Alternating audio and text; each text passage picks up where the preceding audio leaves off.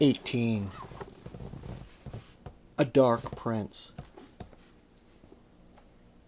Henry VII made it clear from the first that he came to the throne with the intention of reconciling both Lancastrians and Yorkists, and putting old quarrels behind him. His first act as king was to send Sir Robert Willoughby to Sheriff Hutton to pay his respects to Elizabeth of York, and escort her to Westminster. Henry meant to keep his oath and marry her, thus bringing about the longed-for alliance between Lancaster and York. He was aware that Elizabeth was widely regarded as the rightful Queen of England and the legitimate heiress of the House of York, and he meant to turn this to his own advantage. Once Titulus Regius was repealed and he was married to her, his title could not be disputed.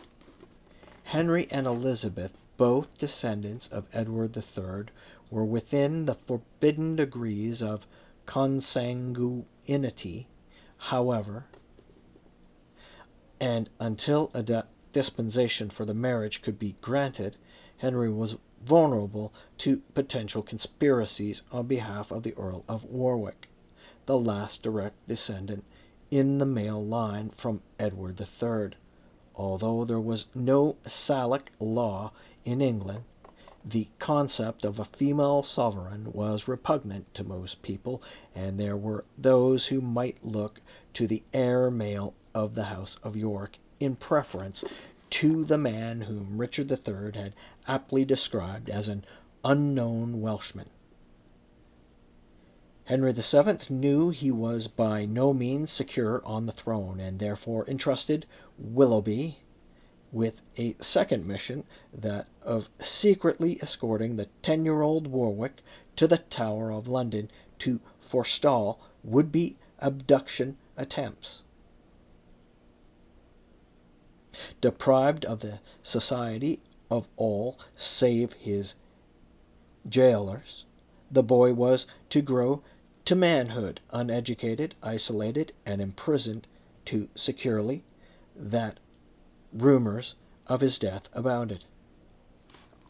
Henry VII also had Bishop Stillington arrested for unspecified heinous offenses, imagined and done by him. Henry may have held him responsible for concocting the pre-contract story that had led to the bastardizing of Elizabeth of York. With Stillington in custody, there was no danger of any contention when Parliament met to repeal Titulus Regius. Significantly, it was only after that had been done that Stillington was pardoned and released. Henry would not allow anyone to impugn Elizabeth of York's title. 3 days after Bosworth, Henry and Catesby executed. 3 days after Bosworth, Henry had Catesby executed. He also took into custody Richard III's bastard John of Gloucester. No one who had adhered to Richard's cause was allowed to remain at large as a focus for opposition to the new regime. Henry entered London in the Triumph on the 3rd of September, receiving a warm welcome from the mayor and citizens. He then gathered together his first council, constituted in part from those who had shared his exile or supported him in England, notably the Stanleys, Bishop Morton, and Reginald Bray.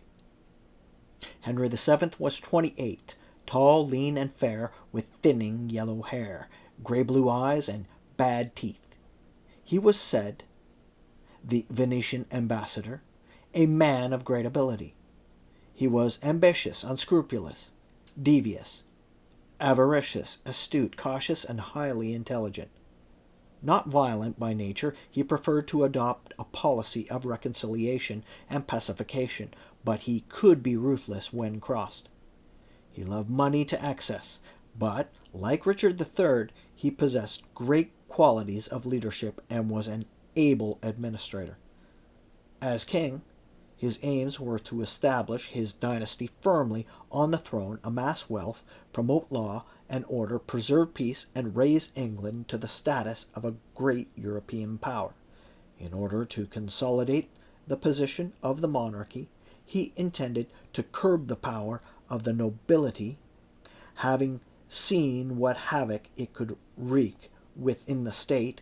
The age of the over-mighty subject was drawing to a close. All these things Henry VII achieved in time. He gave his realm strong government and peace, and brought to it the political stability it had lacked during the Wars of the Roses. In fact, what Henry achieved during his reign was to lay the foundations of the modern state of Great Britain. Henry VII was formally crowned on the 30th October, 1485, in Westminster Abbey, with great pomp, while the Lady Margaret Beaufort wept with joy.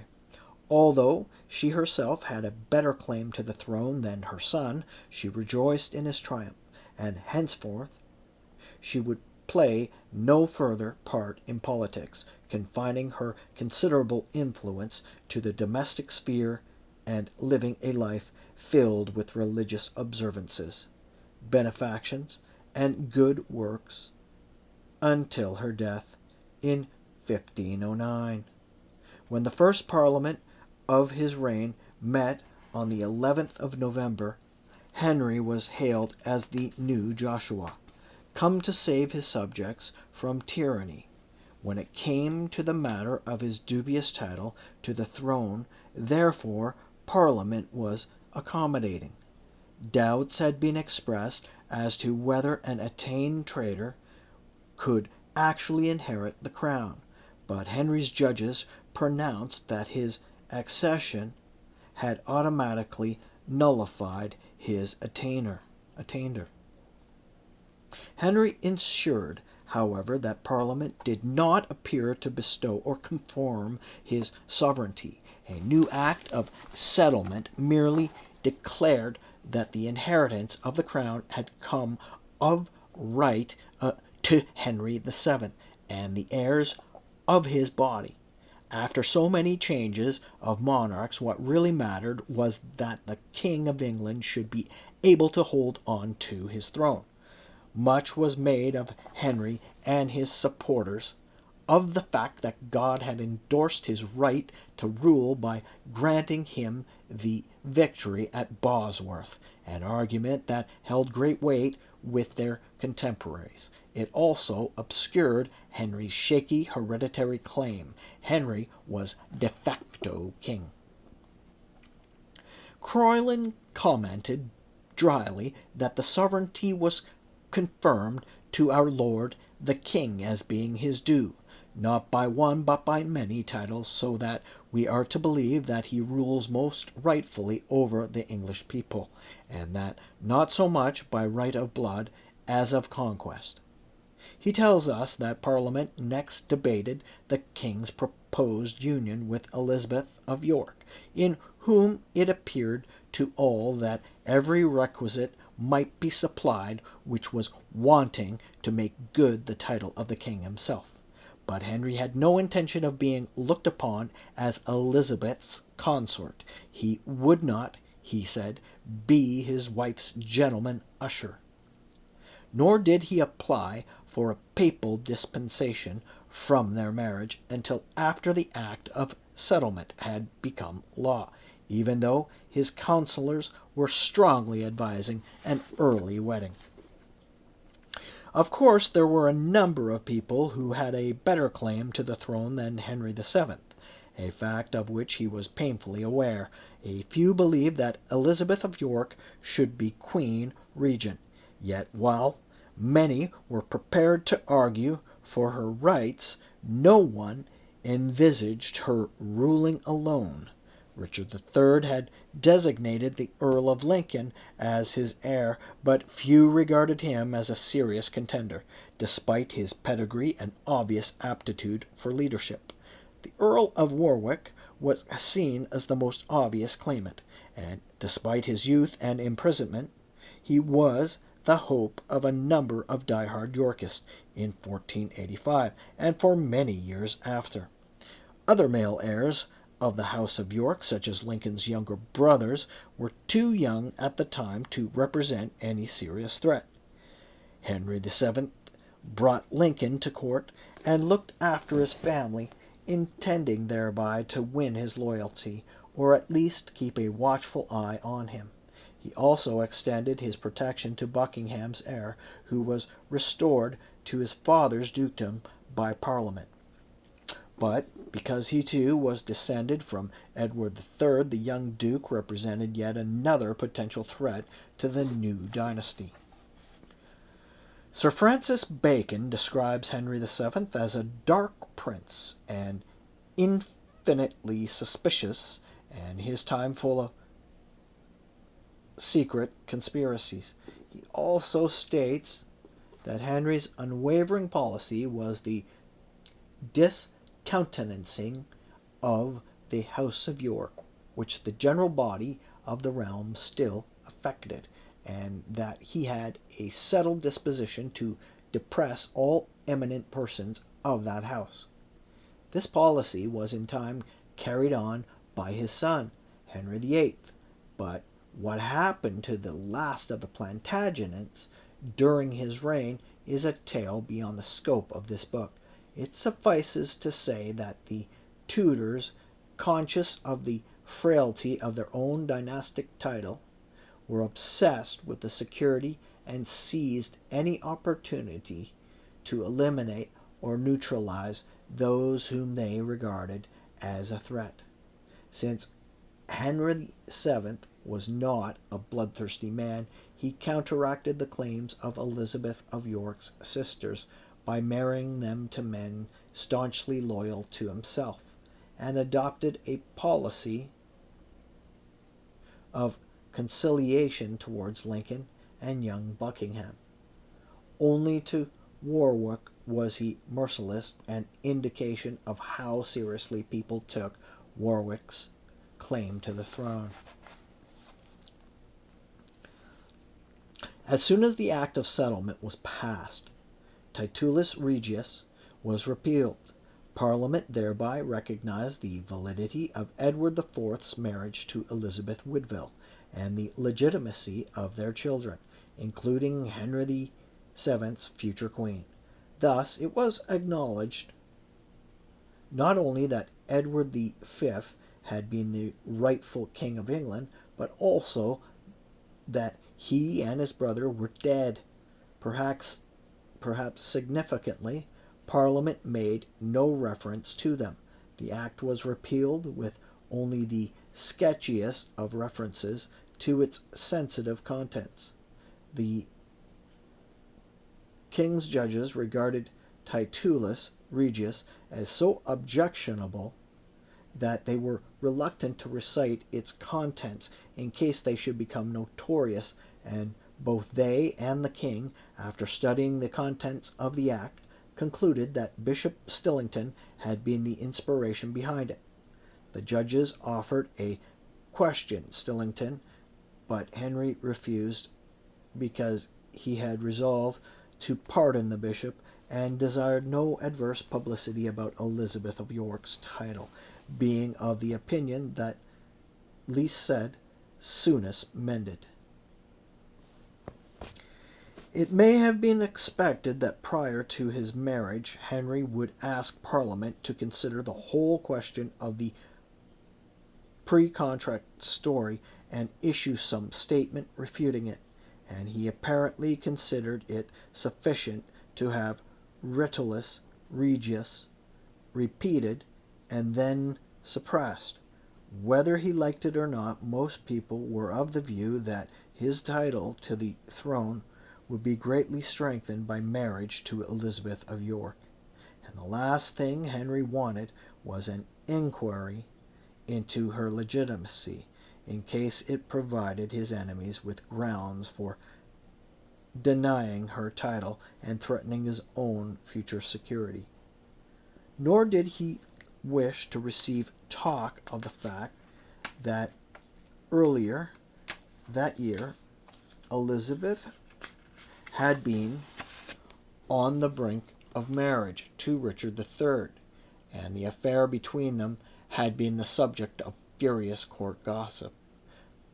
The least said about Elizabeth's status and her past, the better,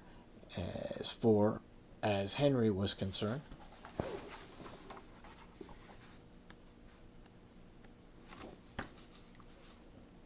In November 1485, Henry VII commanded that Titulus Regius be deleted from the statute books in the interest of his policy of reconciliation. The Parliament roll of 1484 was suppressed and all official documents referring to the act destroyed. By royal command, anyone having in their possession a copy of it was required to relinquish it to the Lord Chancellor by Easter 1486 on pain of imprisonment and a fine, so that all things said and remembered in the said act may be for ever out of remembrance and forgot. The text of Titulus Regius was of course incorporated into the second continuation of the Croyland Chronicle, which was completed in the spring of 1486. Several copies of the Chronicle were made, but nearly all of these and the original were destroyed. Thus, when Tudor historians came to write their versions of recent events, they had no access to the valuable source. Neither Andre Carmeliano, Ruse Virgil, or More ever saw Croyland, although they often corroborate it. So often had the suppression of Titulus Regius been that very few people had any idea what it had contained. Virgil, Henry VII's official historian, may have known more than the rest, for he made special efforts to refute the idea and the legitimacy of Edward the Fourth's children, and had ever been called into question, saying there was common report that in Shaw's sermon Edward's children were called bastards, and not King Edward himself, which is devoid of any truth. According to Virgil, the pre-contract story was the product of rumor, and Richard III had never used it to justify his usurpation. The writing of history meant that Eleanor Butler's name disappeared from the records for more than a century. More knew of the pre-contract story, but he was under the impression that Edward IV's partner in it had been Elizabeth Lucy, his mistress for a time. But in 1533, the Spanish ambassador to England, Eustache Capois, told the Habsburg Emperor Charles V, "People here say you have a better title than the present king, Henry VIII, who only claims by his mother, who was declared by sentence of the Bishop of Bath a bastard, because Edward IV had espoused another wife before the mother of Elizabeth of York." Chapois may well have received his information from Yorkist families with long memories and a grudge against the Tudors. During the early 17th century, the historian George Buck unearthed the only surviving copy of the Croyland Chronicle, and for the first time in over 130 years, the contents of Titulus Regius were revealed to the public in print.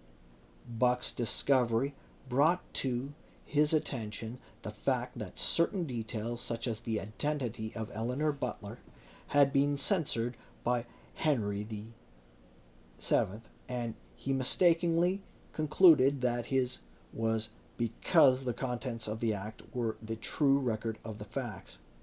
He did not view his discovery in the context of Henry VII's tenuous hold on the throne in 1485, when it was first suppressed and when most people believed that marriage to Elizabeth of York would ensure Henry's security as king. Buck did not realize that it was hardly surprising that Henry should wish to destroy such sensitive material, given that he might not be able to disprove its veracity without raising a dangerous debate or providing his enemies with grounds for rebellion. Upon such misconceptions was the revisionist movement founded.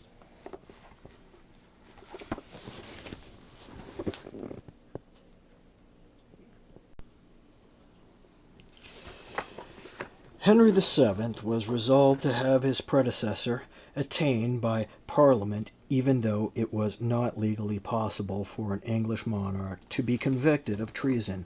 To attaint Richard III would be to excuse him of committing a crime against himself. To circumvent this anomaly, Henry announced that he was dating his reign from the day before Bosworth. Eyebrows shot up and many members registered their opposition to such a move. "Oh God!" exclaimed Corlin, "what security shall our kings have henceforth, that in the day of battle they may not be deserted by their subjects?" But Henry was adamant. Parliament calmed down, and did as it was bid. Then, obligingly, attainted Richard, late Duke of Gloucester, and 28 others, most of whom had died at Bosworth.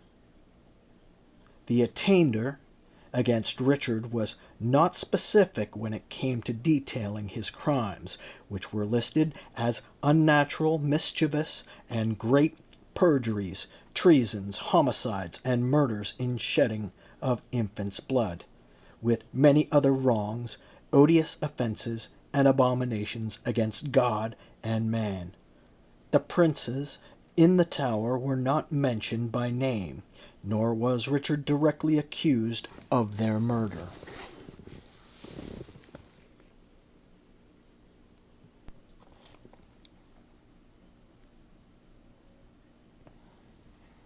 When Henry VII came to the throne, he might have been expected to expose the true facts about the murder of the princes, and to blazon Richard III's guilt before the world. It would have made good political capital to do so. However, he did nothing of the kind. After his accession, says Rose, the issue of cruel death of the sons of King Edward flared up again. Henry himself was aware of this, and it seems that, very early on, he ordered a diligent search to be made in the Tower and elsewhere for the bodies of the princes. John Rastell, writing in 1529, says, "The king had all places open and digged, but the bones of the said children could never be found, buried neither in the Tower nor in none other place." If Sir James Tyrrell was questioned, and there is no evidence that he was, although it would have been logical to do so, he could either have denied any involvement with the murder, or he could have answered truthfully that he did not now know where the bodies were. The last he had heard was that Brackenbury had had them reinterred. For Henry to admit publicly that there was no trace of the bodies could only have had adverse effects.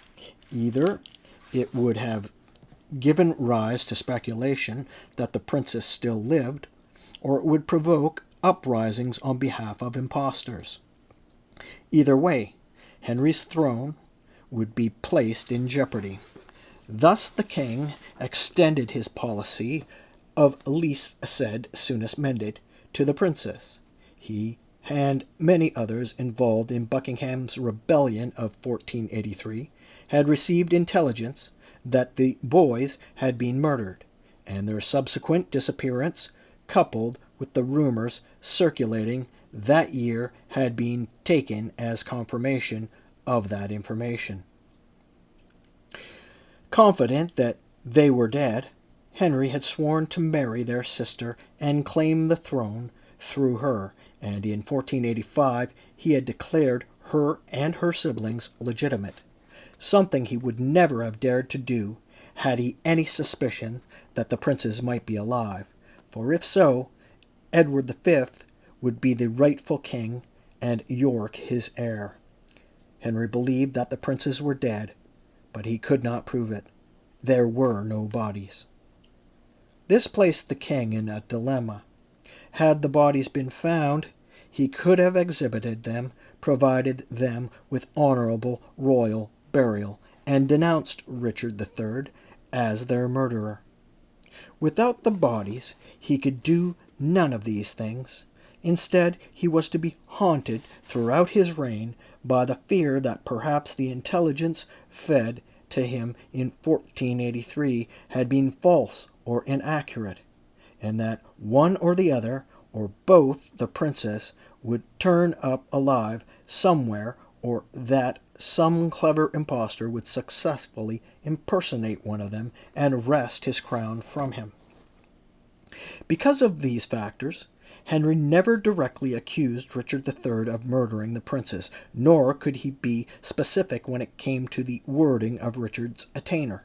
The phrase, shedding of infant's blood, was a stock one in such documents, and the rumors about the prince's fate were so notorious that it was doubtless assumed by Henry that people would know to what it referred, and that no qualification was necessary. The king felt it was time that this old scandal died the death brought to public debate. It might easily ruin him. There was to be no official Tudor version of the fate of the princess, just a tacit assumption that rumor spoke the truth. Thus, when Henry VII addressed his troops before the Battle of Stoke in 1487, and told them, according to André, that Margaret of York, Duchess of Burgundy, was not aware that her dynasty had been destroyed by her brother Richard. His remark could be taken to refer either to the House of York generally or to the princes. Many writers over the centuries have viewed Henry Tudor's silence on the matter of the princes with suspicion, and concluded that he himself was responsible for their murder. There is, however, no evidence to support such a theory. Henry's behavior convincingly suggests that he did not know what had happened to the princes. He chose to play down the scandal of regicide that had tainted his future wife's family in the interest of hoped-for alliances with foreign powers, though this left him vulnerable to the threats posed over the next decade by a succession of pretenders purporting to be one of the princes. As Yorkist malcontents regrouped and conspired against the new regime, Henry's inability to prove that the princes were dead lent plausibility to their claims, and his frantic efforts to trace the real identities of each of these pretenders is confirmation that he did not know for certain what had befallen the sons of Edward IV. Nor did Henry go out of his way to blacken Richard's reputation. He did not need to. Much that is written about so-called Tudor propaganda is a myth. In modern times, when reviewing written accounts of recent history, such as the 2 world wars, or the lives of members, or the present British royal family, we can clearly perceive what was originally written under strict codes of censorship, and the author's own discretion, because changing times have enabled us to see earlier events in a new perspective, and the constraints of the past are no longer relevant. How much greater, then, would the constraints have been in an age when kings were all-powerful, and ira principis mors est, the wrath of the prince is death? Nowadays, we expect history books to be objective and to cast new light upon a subject, revealing its warts and all. Thus, it was after Bosworth, when the constraints of a tyrannical regime were lifted, and men were at last free to speak and write the truth as they perceived it. There was certainly a good deal of evidence and opinion derogatory to Richard III that was never committed to paper during his lifetime. But now it was possible for people to express the moral outrage they had for so long been obliged to keep to themselves. There is plenty of evidence that Richard's reputation was bad 2 years before his death, when his deeds were already notorious. Much of what was written under the Tudors certainly served as propaganda against Richard. But for propaganda to succeed, it must be believable. It only works if it is based on fact, and there were many people still living who had known Richard III well. From 1483 onwards, rumor had nourished the belief at home and abroad that Richard III had murdered his nephews. By January 1486, this belief was accepted as the truth by most people, and Richard's death at Bosworth was seen by his contemporaries as a divine judgment. No Tudor propaganda could have fostered such widespread acceptance of Richard's guilt in the 4 months after Henry Tudor's accession. The fresh spate of rumors that followed that event was fueled by stories already circulating before Richard's death. The difference now was that people were no longer afraid to speak the truth.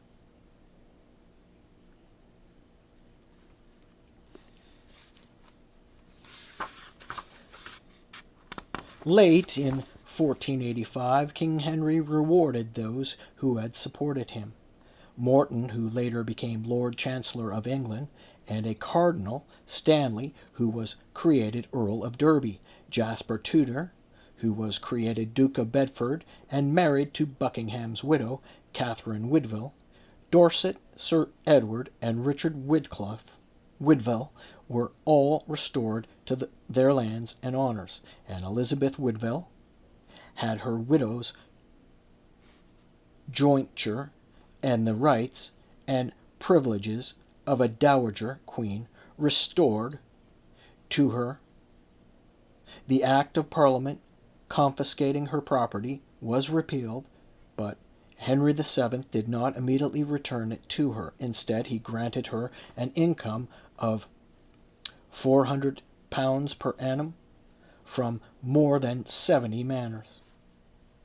On the 10th of December, the day before Parliament went into recess for Christmas, the Commons petitioned the King to unite two bloods of high renown and marry Elizabeth of York without further delay, which marriage they hoped God would bless with the progeny of a race of kings for the comfort of the whole realm. The Lords seconded the request, and the king was pleased to consent. A papal dispensation had already been applied for. Since Henry's accession, Elizabeth had been deferred to as the future Queen of England. On the 11th December, the king gave orders for the wedding preparations, including a great tournament to be put in hand. It seems likely that Henry and Elizabeth were already sharing a bed. Their first child was born 8 months after their wedding, seemingly a full-term baby whose early arrival excited comment. In January 1486, the papal legate in England advised the king that the dispensation was on its way and that the marriage might go ahead. The famous union of the red and white roses took place on the 18th of January in Westminster Abbey amidst great celebrations and rejoicing, and a welter of propaganda about the significance of the event. The marriage brought Henry the support of all but the most committed Yorkists, as well as the indisputable right to the crown, and the rejoicing of the people at the marriage was proof indeed that few had ever doubted that the new queen was the true representative of the Yorkist line. And great was the king's satisfaction when he received the Pope's dispensation, and found that his Holiness had threatened with excommunication any person daring to challenge his title. Little is known of the relationship between Henry and Elizabeth. Henry was a faithful husband, but apparently reserved and distant. Bacon says he showed himself so very indolent husband towards her, though she was beautiful, gentle, and fruitful. But his aversion towards the House of York was so predominant in him, as it found place not only in his wars and councils, but in his chamber and bed. This aversion may have had its roots in Henry's awareness of Elizabeth's early infatuation with Richard III. She continues, Bacon could do nothing with him. To her, he was nothing uxorious, but if not indulgent, he was companionable, and respective, and without personal jealousy. The Spanish ambassador was of the opinion that the queen was in need of a little love. He noted that she resented the influence wielded over the king and the royal household by her mother-in-law and the Lady Margaret Beaufort. Her mother-in-law, the Lady Margaret Beaufort, the prior of Santa Cruz, states that because of this, Elizabeth suffered under great oppression and led a miserable and cheerless life. Nevertheless, there developed over the years a certain affection between the royal couple, as evinced in 1502, when they consoled each other most movingly after the death of a child. Both were good and loving parents. Virgil states that they had 8 children, 4 boys and 4 girls. Only 3 lived to adulthood: the future Henry VIII, Margaret, who became Queen of Scots, and Mary, who became Queen of France. Arthur was the eldest child, born, says Bacon, in the 8th month, as the physicians do prejudge, but strong and able. Fuller, in his Church History, says Arthur was partus octomestries, yet vital and vigorous, contrary to all the rules of physicians. His father created him Prince of Wales and spent many years negotiating a brilliant marriage for him with Catherine of Aragon, daughter of the Spanish sovereigns, Ferdinand and Isabella. Busily occupied with successive pregnancies and her children, Queen Elizabeth took no part in political life. The queen is beloved because she is powerless, observed the Spanish ambassador. She is kept in subjection by the mother of the king. This was a deliberate policy of Henry VII, designed to keep Elizabeth from meddling in politics, as her mother had done. He endowed her with a mere 2/3 of the estates Elizabeth Woodville had enjoyed, and kept her pitifully short of money, so that she was always in debt, and was forced to pawn her plate or borrow funds from her servants. Her household accounts bear witness to the fact that her gowns were repeatedly mended, turned and retrimmed, and her shoes adorned with cheap tin buckles. Evidence in royal letters shows that Margaret Beaufort even made all the important decisions concerning the royal children. Small wonder that Elizabeth of York chose as her motto the legend "humble and penitent," or that her innate sensuality was dissipated by a passionless marriage, religious observances, and charitable works. She had achieved her ambition to become queen, but it is doubtful if she had much joy of it.